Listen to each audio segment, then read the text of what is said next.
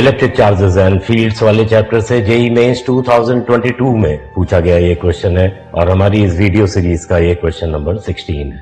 A positive charge particle of 100 milligram is thrown in opposite direction to a uniform electric field of strength 1 into 10 raised to the power 5 Newton per coulomb. If the charge on the particle is 40 microcoulomb and the initial velocity is 200 meter per second, how much distance it will travel before coming to rest momentarily? मतलब एक positive charge जिसका मास हमें given है 100 milligram. यहां पर एक चीज ध्यान दीजिएगा कि एक तो मिली भी है और ऊपर ग्राम भी लगा हुआ है, तो मिली के 10 raised to the power -3 और ग्राम के 10 raised to the power -3। मतलब कहने का इसकी जो वैल्यू अगर किलोग्राम में लिखेंगे, क्योंकि एसआई सिस्टम में कैलकुलेशन हमने करना है, तो 10 के पावर -6 लगाना होगा किलोग्राम। तो अल्टीमेटली जो mass of the particle given है यहाँ पर, that is 10 raised to the power -4 kg, is thrown in opposite direction to a uniform electric field of strength 10 raised to the power 5 Newton per coulomb. तो electric field already SI system में given है and the value is 10 raised to the power 5 Newton per coulomb. If the charge on the particle is 40 microcoulomb, तो 40 microcoulomb का मतलब क्या हुआ? 40 into 10 raised to the power -6 coulomb, या हम इसे 4 into 10 raised to the power -5 coulomb लिख सकते हैं। And the initial velocity is 200 metre per second. तो इनिशियल वेलोसिटी मान लो v1 है इसकी, तो v1 की वैल्यू जो है 200 मीटर पर सेकेंड है, जिसे हम 2 into 10 raised to the power 2 भी लिख सकते हैं metre per second. How much distance it will travel before coming to rest? तो सिचुएशन क्या है कि मान लीजिए कि इलेक्ट्रिक फील्ड इस डायरेक्शन में है, ये डायरेक्शन मान लो इलेक्ट्रिक फील्ड की है, यूनिफॉर्म इलेक्ट्रिक फील्ड गिवन है, एंड जो ये चार्ज है positive charge, it is thrown opposite to the electric field. मतलब चार्ज को जो हमने प्रोजेक्ट किया है वो इस डायरेक्शन में प्रोजेक्ट किया है। पॉजिटिव चार्ज है तो पॉजिटिव चार्ज पे जो फोर्स लगेगा वो किस तरफ लगेगा? फील्ड की डायरेक्शन में लगेगा। तो मतलब इसके ऊपर जो लगने वाला इलेक्ट्रिक फोर्स है F is equal to Q into E, it will act in the direction of electric field, मतलब opposite to the motion of the particle। तो इसको ये रिटार्ड करेगा। तो यही पूछ रहा है कि बेसिकली रुकने से पहले ये कितनी डिस्टेंस ट्रेवल करेगा। तो मान लो कि ये x डिस्टेंस इस डायरेक्शन में जाता है before coming to rest for a movement. अब यहां पे एक टेंडेंसी हो सकती है आपकी कि एक्सेलरेशन फाइंड करें और फिर v is equal to U plus at वाला फार्मूला अप्लाई करें।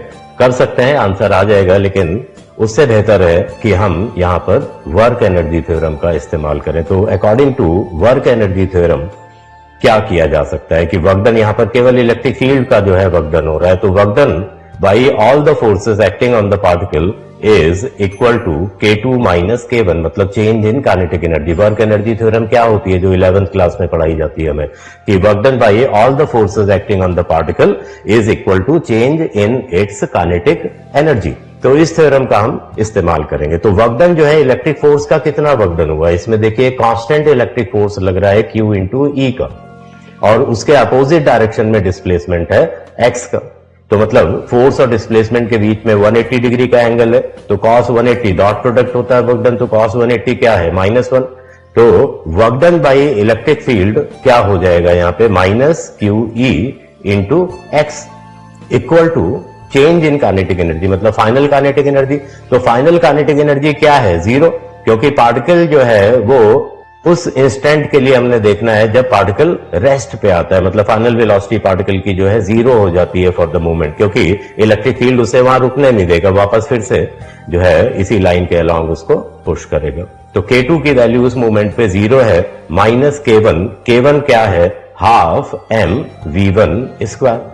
तो इन वैल्यूज को हम रखेंगे, तो पहले तो माइनस साइन जो है यहां पर हट जाएगा, तो Q into E into X is equal to half m v1 square. तो इन वैल्यूज को प्लेस किया जाए अगर, तो Q की जगह पर 4 into 10 raised to the power -5 coulomb आ गया, इंटू इलेक्ट्रिक फील्ड E क्या है? 10 raised to the power 5 into x क्या है हमें निकालना है, वही तो फाइंड करना है कि कितनी दूर चलने के बाद वो रुकेगा, is equal to half into mass m m क्या है 10⁻⁻⁴ kg multiplied by v1 square. v1 कितना है 2 इंटू 10⁻², इसका होल स्क्वायर। तो यहां पे देखिए ये 10⁻⁻5 और 10⁻5 ये कैंसिल हो जाएगा। तो क्या हुआ इससे 4x is equal to half multiplied with, यहां पर देखिए ये 10⁻4 आ जाएगा होल स्क्वायर के बाद, और 10⁻4 यहां पहले से, तो मतलब 2 का स्क्वायर मतलब 4 हो जाएगा डिवाइड बाई 2, तो ये 2 बचेगा। तो इसका मतलब क्या हुआ 4x इज इक्वल टू 2, मतलब x की जो वैल्यू है वो कितनी आ गई 0.5 मीटर, मतलब 0.5 मीटर चलने के बाद ये पार्टिकल एक मोमेंट के लिए रुकेगा और फिर से वापस उसी पाथ के अलॉन्ग इलेक्ट्रिक फील्ड उसे वापस भेज देगा। तो इसमें ऑप्शन डी हम देख सकते हैं कि करेक्ट ऑप्शन है। इस वीडियो सीरीज के क्वेश्चन नंबर 17 का लिंक आपको डिस्क्रिप्शन में मिल जाएगा। So keep watching, thank you very much.